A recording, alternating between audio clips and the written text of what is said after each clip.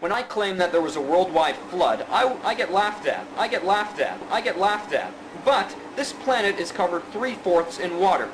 If the planet flooded like the Bible says, the Grand Canyon could have been formed in about 5 minutes. This is a geographical map of the United States. This is the Grand Canyon. The Grand Canyon is about 300 miles long. In order to travel from one end of the canyon to the other in 5 minutes, it is required that you would be travelling at about 5 to 6 times the speed of sound.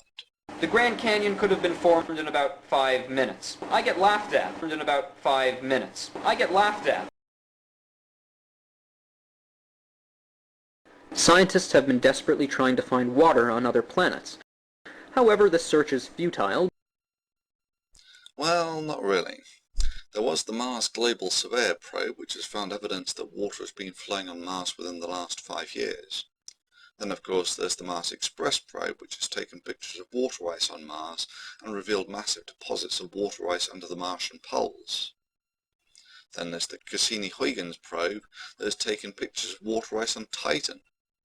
3 of the 4 large Jovian moons are composed mostly of water. It is likely that Europa has oceans under the frozen surface created by tidal heating from Jupiter, similarly with Ganymede and Callisto. Almost all the moons of Saturn, Uranus and Neptune are ice balls too, as are most of the comets. It's difficult to contrive that anyone could make a more uneducated statement on the status of water in the solar system than. Scientists have been desperately trying to find water on other planets. However, the search is futile.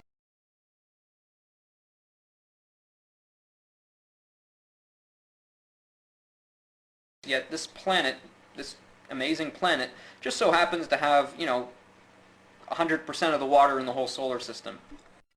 Well, let's ignore for the moment the water on Mars, the gas giants.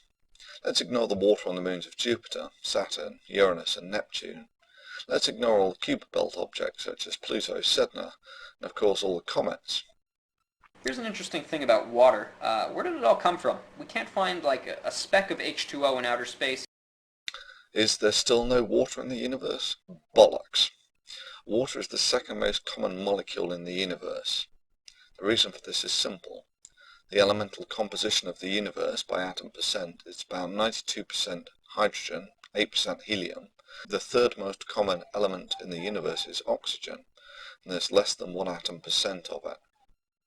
Helium, of course, doesn't form any compounds, so the most common molecule in the universe is hydrogen, H2.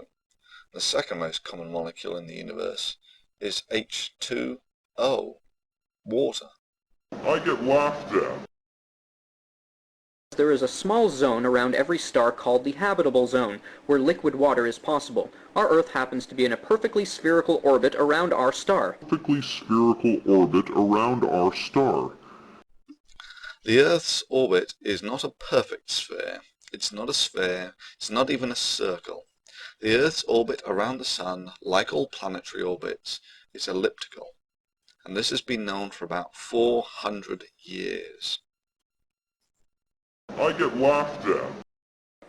However, if the Earth was a mere 5% closer to our Sun, we would cook like Venus. Now, if our Earth was a few percent away from our Sun... By a few percent, you failed to mention that this is 37%. This is about 50 billion meters, almost out as far as Mars. I get laughed at. The Grand Canyon could have been formed in about 5 minutes. Yet this planet, this amazing planet, just so happens to have, 100% of the water in the whole solar system. We can't find like a speck of H2O in outer space. Our Earth happens to be in a perfectly spherical orbit around our star.